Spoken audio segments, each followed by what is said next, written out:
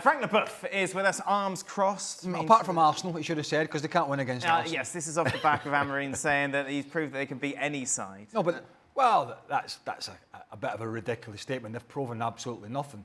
What they've shown today is what most of us that we've known, that is, they're definitely better in the front line. 100%. And I know Benjamin Sesko probably wasn't ready to play, and the manager said that, and so it wasn't ideal because Cunha and Mbemo were a threat, and Mount was busy. But there was a couple of times in the first half in particular when they did switch it out to where Calafiore had disappeared from, because he was coming in to play in the midfield, and then Mbemo had pulled out. There was nobody in the box. There was no striker to sort of whip it into, because there was no natural front man. But some of the play was very good. You know, Nedum and I were talking about Cunha and the way across. Good player. And Mbemo, good player. You know, Sesko's going to should be a good player for them. And Mason Mount's fit again. That's an alternative who I think Ruben Amorim likes him. The problem is, again, and we've talked about it, is when you start going that way. Yeah.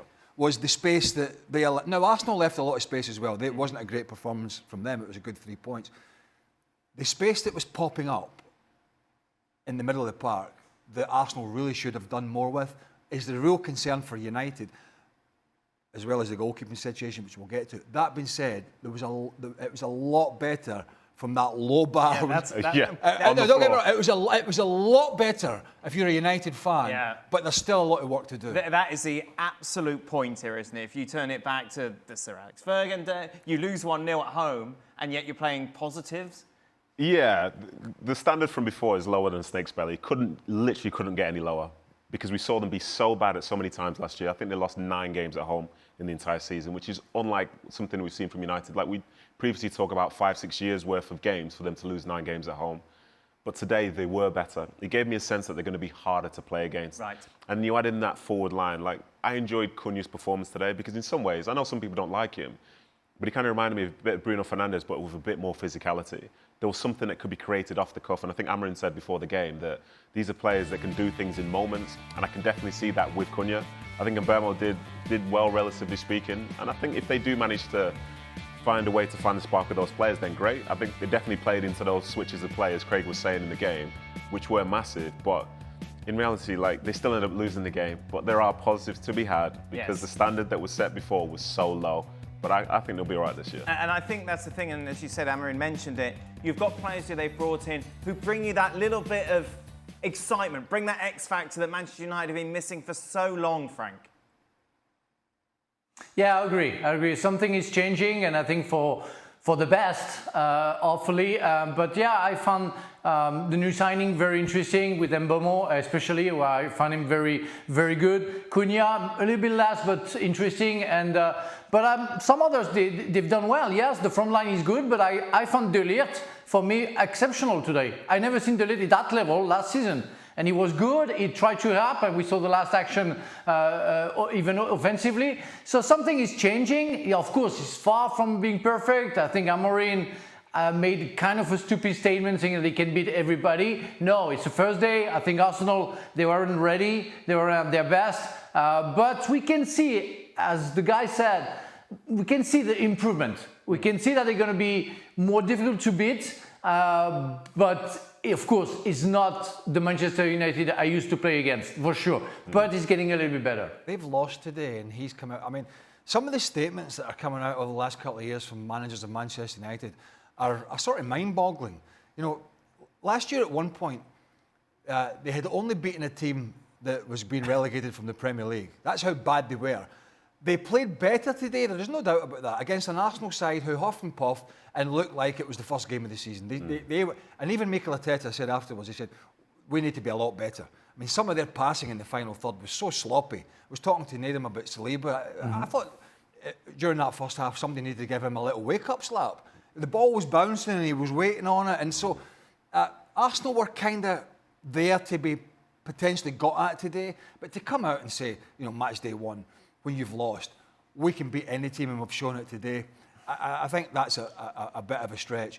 The interesting thing is will they go again in the transfer window? Can they go again in the transfer window with any other players getting them in or out?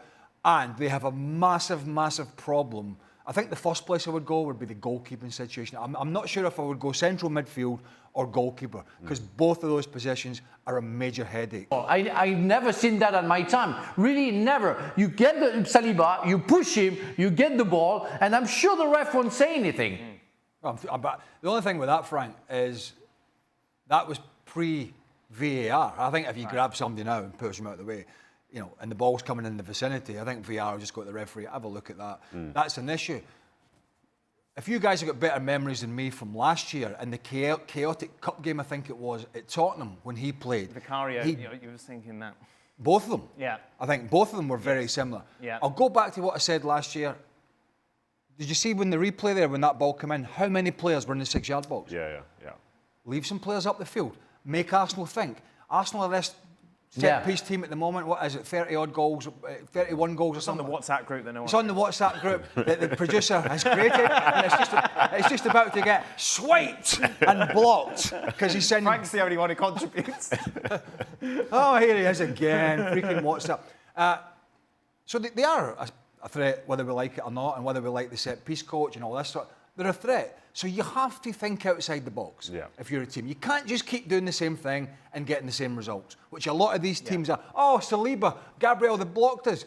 Well, yeah, you know that, so you have to think about doing something else. Yeah, I totally agree. And in regards to playing against Arsenal, in this game itself, I think Arsenal showed like the physical side that they have. And in fairness, United matched it. But when it comes down to those set pieces, the delivery from Declan Rice will always keep you honest. It's always into that area. And as Craig said, there's so many bodies in there. Well, how do you counter that?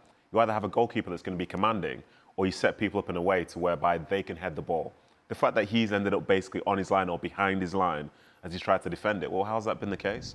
Maybe you could leave some players forward and so on, but you do need him to be better, because in that same game, David Raya had the same delivery put on him, and he managed to get a punch on it. So that's what you need your goalkeeper to do if the service is going to be like that. What's up with Arsenal? Why were they like that? They were. Was it just first day? Yeah, I think so. I thought they looked a little sloppy, or a lot sloppy, and most of the areas. I think Zubimendi coming in was tidy, but it's definitely a different dynamic in the middle of the park. It's crystal clear. Gyökeres is a different type of player to what they've had in the last couple of years. What do you mean by that?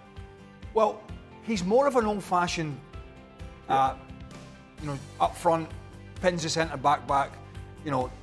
Will try and run the channel now and again, but really wants balls in the box. He's not floating about like a Havertz or a false nine. Not that, as you know, I'm a huge Havertz fan, but that's the kind of player they've had.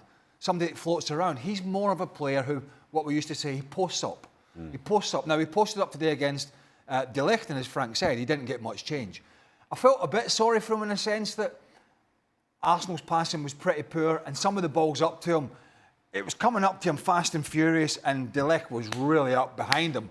And they're both big, strong boys, and he really didn't have much change in those scenarios. The other situation that I noticed a lot, and this is going to be the change for Arsenal, and I think City have had this problem, but they've kind of figured it out when Haaland's playing over the last 18 months or 2 years, is that when you got a big guy who's making runs in the box, you don't have to be prodding around the box to Martin Odegaard, to Saka, and all this sort of thing. I was watching Gyökeres make some runs, try to make runs off the back of defenders, and they're not putting the ball in. Right. But they're not used to that. That's a different part of their game. They're used to go back to the midfield. They're used to go back to Declan Rice. Then they'll switch it to the other side. And if you're a striker, you get so annoyed. You get so annoyed because you get fed up making run after run and the ball doesn't come in. So it wasn't great, but for Arsenal, it's definitely something else that they're going to have to figure out, because he's a different player. He plays a different way. He likes to post up and he wants balls in the box. Go on, Frank. Yeah, my concern is, why do you recruit a player like Gyökeres when you know that the rest of the team won't play that way and they won't do what you are expecting them to do, Craig, and cross the ball a little bit quicker without turning around like you're playing handball? You have the player that you need to cross the ball as quick as possible, and if you block it and you make it slow, that guy is useless. So why do you use a type of player like that? Why do you sign a player like that when, in fact, the rest of the team doesn't understand him, or his concern, or his maybe way of thinking the football? I think it's complicated. For me, it's useless. And I really thought, I hope he's going to change and score goals and everything. But I thought Højlund signed for Arsenal and played today against his former teammate. That was the way I saw Gyökeres today. So I really hope that he's not going to have the same path, you know, than Højlund and score many goals for the Gunners. But today he was nowhere near it because he wasn't in the same level of music that the others are playing. The others, they were playing a kind of a sloppy but slow motion game where he was trying to get more vertical, one ball, one opportunity, one cross. It never happened. I'm not comparing Gyökeres to Erling Haaland because he's got a long way. He scored goals in Portugal, obviously, but Erling Haaland has been there, seen it, and done it.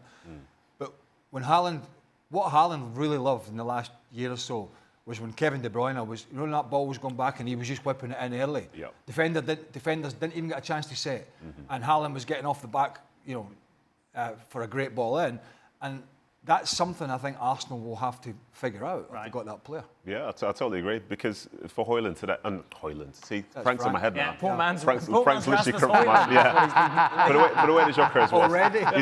he's come off the pitch after 60 minutes, he's not had a shot, and he spent most of his time just wrestling Delict. Like, that's not what you want to be doing when you're signing to come to the Premier League to be playing for Arsenal. You know, this should have been a game where there's a bit of link-up, you can see the threat that he has. But instead, it's not the case. And I think the point that you made in terms of the timing, and as Frank's saying as well, in terms of understanding him, this will come over time. But you wonder, for the way that Arsenal are, I think the difference with City compared to Arsenal now is that Erling Haaland was always going to start every game. Do we know for sure that, say, Gyökeres will be on the bench when Havertz plays the next week? No, because I think Gyökeres. No. You think he's going to start every game? I think you've put all your eggs in that basket. So what? So you don't think Havertz starts the game then? No, I don't think so. I think Havertz will. I don't. Do you think so? I think he will. Yeah, I think he will. I think if Gyökeres doesn't come off, listen, hey, come on, let's slow down here.